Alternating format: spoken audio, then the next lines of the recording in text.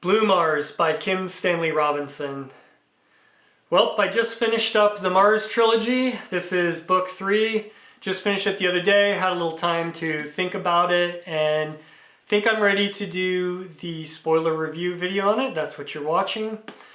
I decided to make this video completely full of spoilers. I figure anyone watching a book 3 of a trilogy has probably either read it themselves and they're just wanting to hear someone else's take on it, or maybe you've decided that this trilogy isn't for you and you just want to hear some of the main ideas, concepts, what I thought was good, what was bad about it. Now, this series, I've definitely had my ups and downs in it, and when I was in this final book 3, it kind of dawned on me, there's this concept when you're outdoors, a lot of people that go on a lot of long hikes or bike rides or anything that takes a lot of physical strength, there's this term called type 2 fun, where at times you can be miserable out there. You may think you're going to die, you may think you're going to run out of food, you may think you're going to get attacked by a bear, you may think you physically can't make it back to the car. There could be times during this journey where you're just miserable. But once you're done and you look back on it, you're always going to look fondly on it. The good is going to outweigh the bad. And I think this trilogy is definitely along those lines for me when it comes to reading. And really, I was kind of lukewarm, slightly above lukewarm the whole way until kind of the last 3 sections in Blue Mars, and I'll talk about that when I get to that book. I tried to do a video kind of going over the whole plot, but it is just too long and it's kind of complicated. I think I was getting some things out of order, and so I'm just going to try doing this video in a different way, and let's see if this one works. So to start out, let's start with Red Mars. Now, I will briefly talk about what it's about plot-wise, very high overview, and then kind of what I liked about it, which will be full-on spoilers. So just so you're warned again.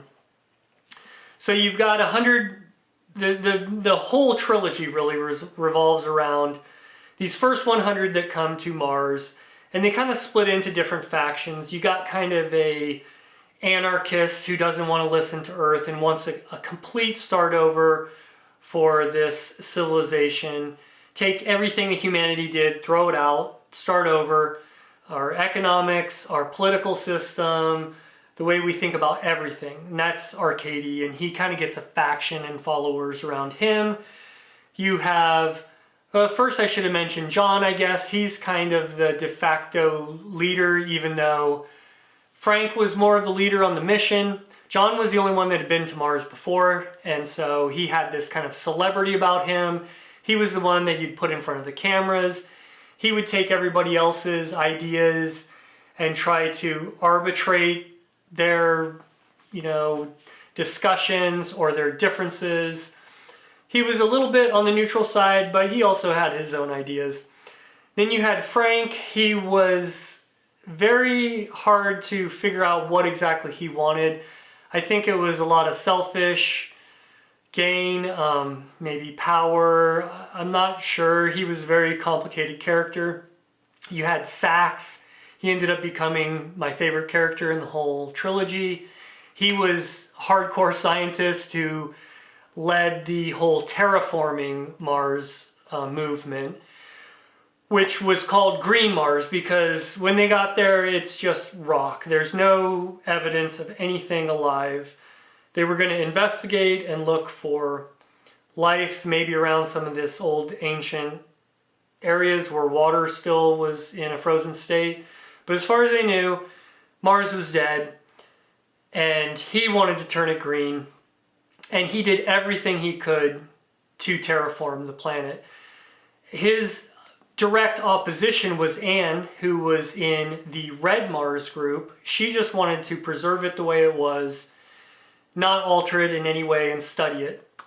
And then you had Hiroko, I think I'm pronouncing that right, Hiroko maybe, And this was a surprise to me. I'd heard that this is just a very hard science fiction story, just full of detailed descriptions of geology and science, and it is, but her character, she brings this like kind of mystic or spiritual element to the planet, or to the story, I should say.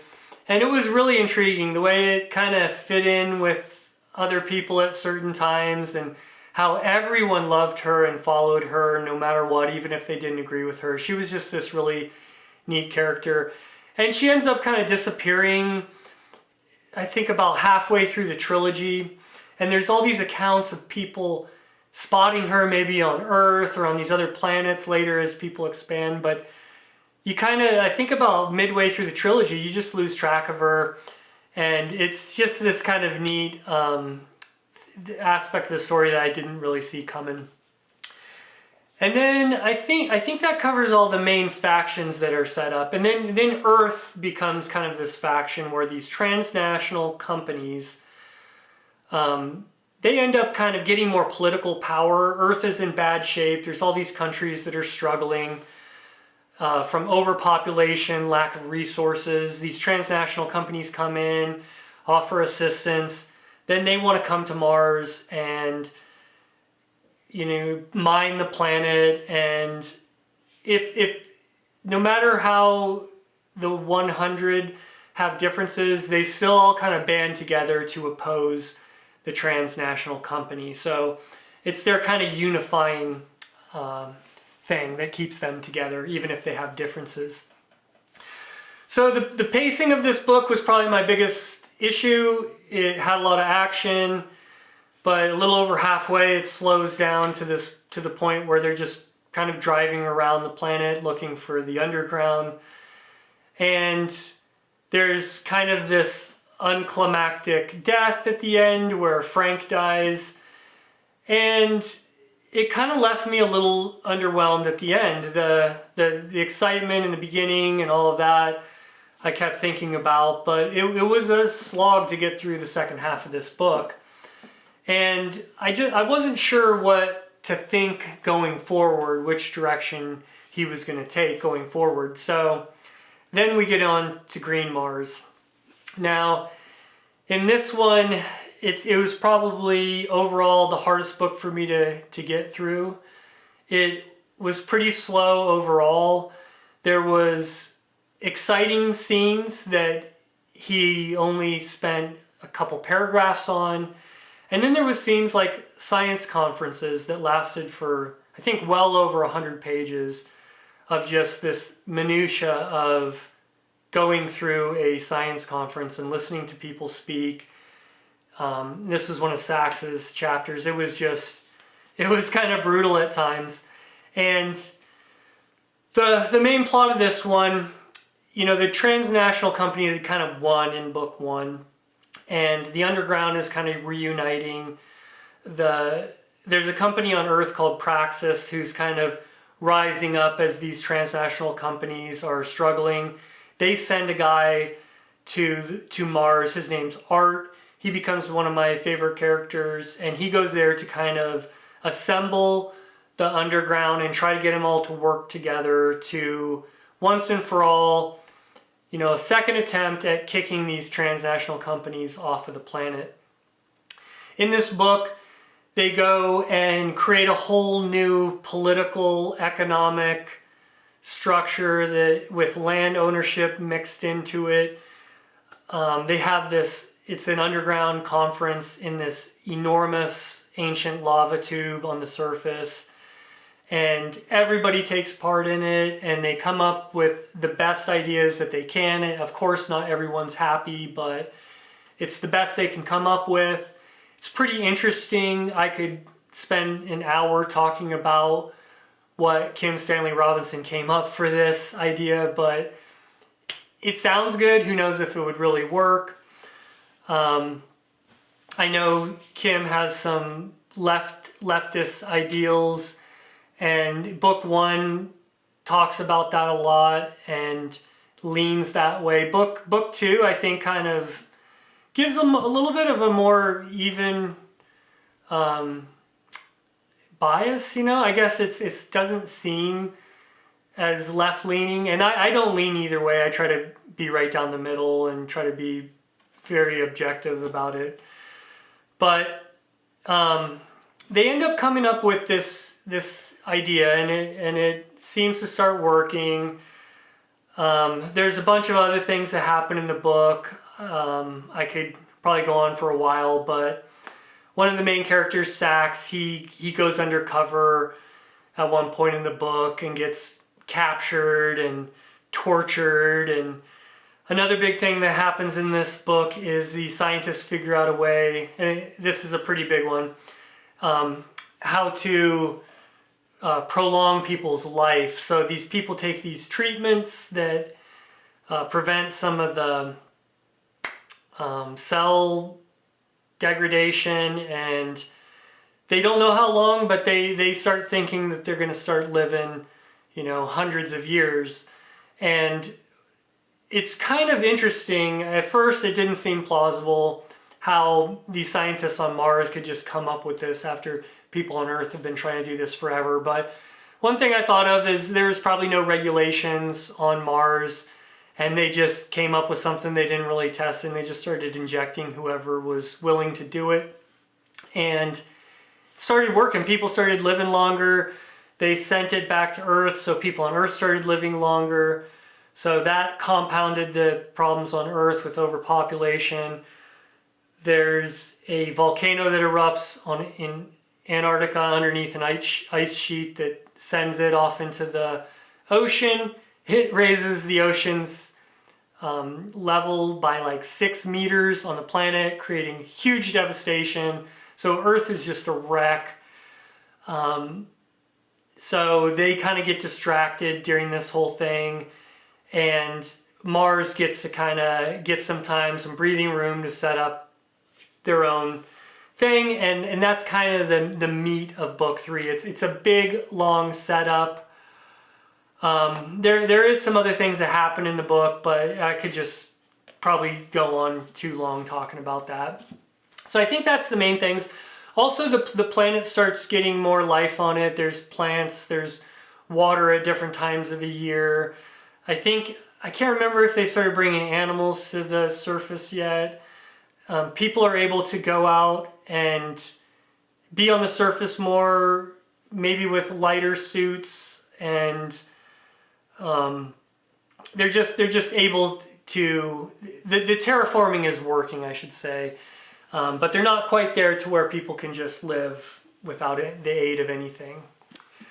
And then we get to Blue Mars, and I got about halfway through this book and started realizing that this trilogy, there's not going to be any big reveals at the end. There wasn't going to be these massive ideas resolved and all this stuff. I realized that it was just going to finish, and I kind of set myself up for disappointment. The first 2 books I gave a 4. I think I liked book 1 a little bit more than book 2. And about the midway point of this book, I was starting to think this was a 3. And then I got to the last 3 sections of this book. Now, in this book, some things that happen is, Mars gets a chance to set up its system better and become more independent. This free Mars movement takes hold. In the meantime, humanity is even spread out over the solar system even more. I think we're about 200 years past when the first 100 landed on the planet. And this longevity treatment for humans becomes very interesting, because now you have these characters that you've been with the whole time. They're 200 years old now, and they've got to see the surface of the planet change, the political structure of the planet change, everything about the planet change.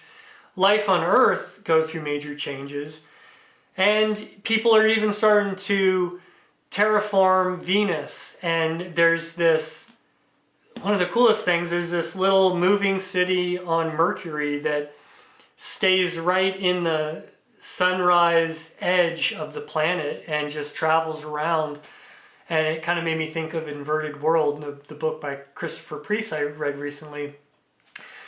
People are out on the moons of Saturn, so they're mining asteroids. They don't care about Mars so much as, for mining it. And Mars gets to be back in the hands of the people who supposedly love it and want the best for it and for themselves. So most of the book is just following that plot line to that point, even to the point where humans are walking around the planet without the aid of anything. There's animals all over the planet. There's liquid water. There's areas that they first inhabited that are now flooded because of this. And some of our characters go scuba diving to go look at their first settlement called Underhill that they established. And there's scenes of people hang gliding around the planet and rock climbing. And it's like they finally got a chance to enjoy the planet and it's livable. And it was just a lot of that. And it's very wordy. Even though this book looks to be about the same length, it took me a really long time, and I knew it was a few hundred pages longer or whatever, but I looked up the word count, and the word count is substantially longer in this book.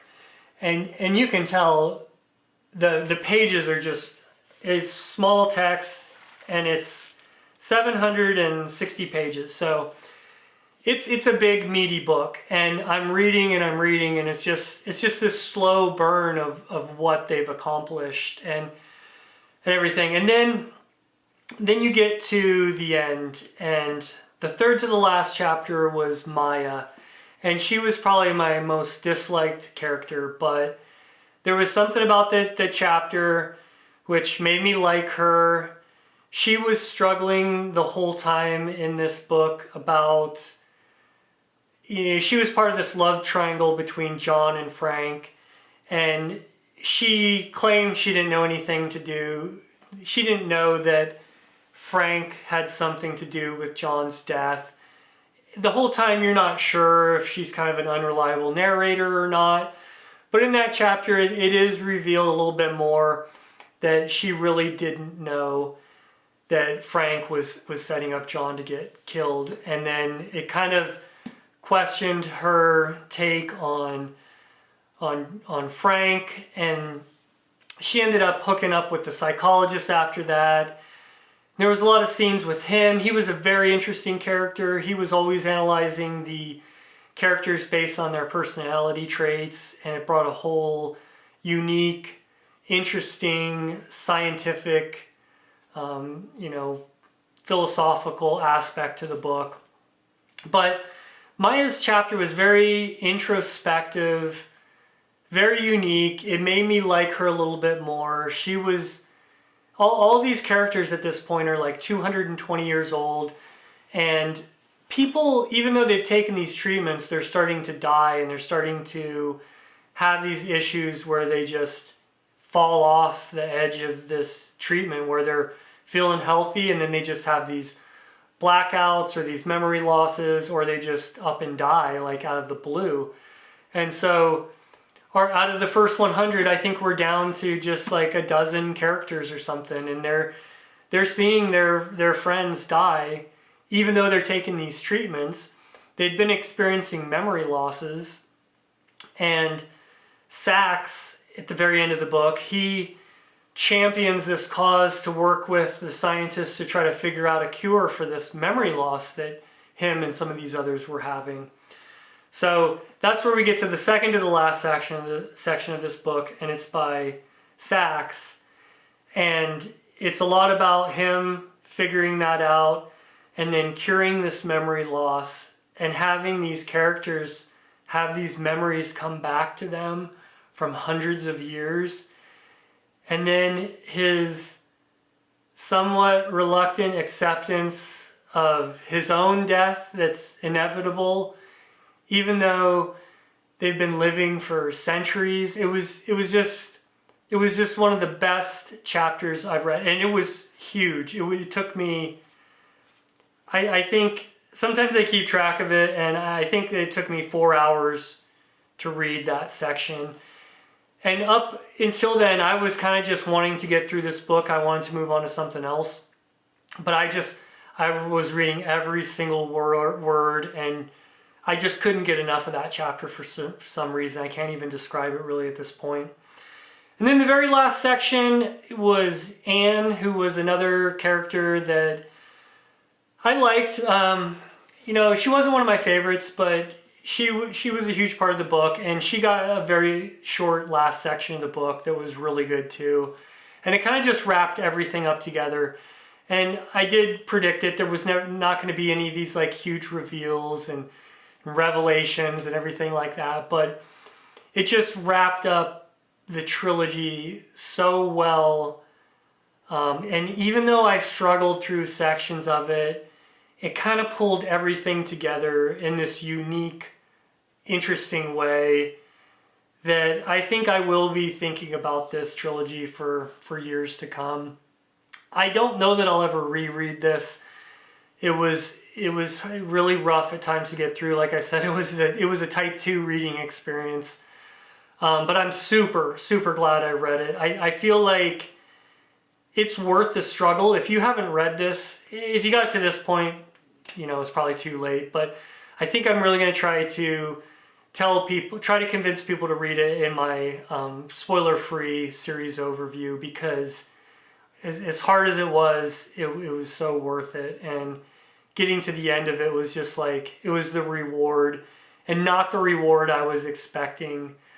But it was the reward I got, and I'm happy I got it. So that's it. That's the Mars trilogy. I think it's definitely essential reading. If you read it, good job. It's an accomplishment. You know, feel proud of yourself for reading it. I know I am. And so leave some comments. Tell me if you had the same kind of feelings. I know a lot of people give up on this one early on, and I feel like it's kind of bad because there's so much payoff if you can get through it and make it through the whole thing. And I got to say this again. I've said this before. I have no idea how much time and research Kim Stanley Robinson put into this, but it had to be immense, because he covered every aspect you could imagine. It does almost read like a textbook of how you would terraform a planet, accounting for nearly every scientific aspect of it. And when I say scientific, we're going down to, you know, psychology and biology and economy and everything. Every aspect of science is covered in here. So that's my review. I don't know how many people are going to watch this or how many people are going to get to the end of this, but if you did, I really thank you for watching this. I hope you enjoyed the series as much as I did. Someday I'll do a top 10 series video, and I'm pretty sure this will be somewhere in my top 10, mostly because I haven't read that many. But thanks again for watching, and we'll catch you in the next video.